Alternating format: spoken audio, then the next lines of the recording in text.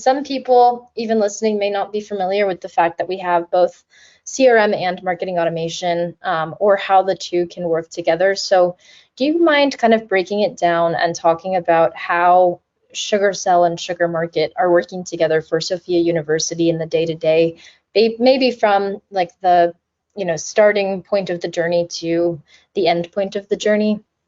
Yeah, absolutely. So the way it works is we do have forms that were created through SugarMarket where students would fill out that information. Those forms are embedded in different areas of our website. So once the forms are created, they're live and published, they're put on the website, students fill out this request more information form, and those details are mapped directly to SugarCell, which is the main CRM. And what happens is there is automation that I built out in SugarCell that assigns particular students and particular leads to individual counselors based off of it's called their primary program of interest, basically, which is the program that we want to help them with, because each counselor specializes in a different area. So essentially, every time someone is filling out that information from SugarMarket, they are pushed through the automation and through that field mapping to SugarCell. Once those individuals are in SugarCell, it is the counselor's responsibility to do a combination of things. They can send e-blasts to students in particular programs. They can follow up individually through the notes module in SugarCell, and that information updates the student record.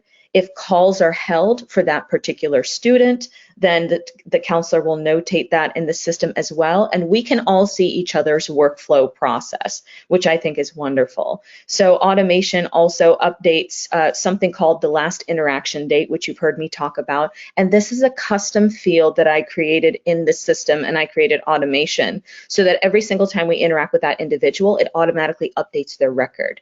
In addition to that, what I've created are reports that are accessible in the dashboard and reports that I can pull to see how many students still need particular follow-ups, if certain programs are not getting as much communication, how we can fix that. And what counselors now have the power to do that we're going to start doing is we're going to be able to send e-blasts to students from Cell, so we can import information from Cell into Market, or we can just use the contacts that are already in SugarMarket to communicate with our students. So there are a variety of ways that the systems kind of play with each other and interact with each other from our perspective. Right. So they are kind of two separate like systems. Of course, they're under I call it the Sugar umbrella.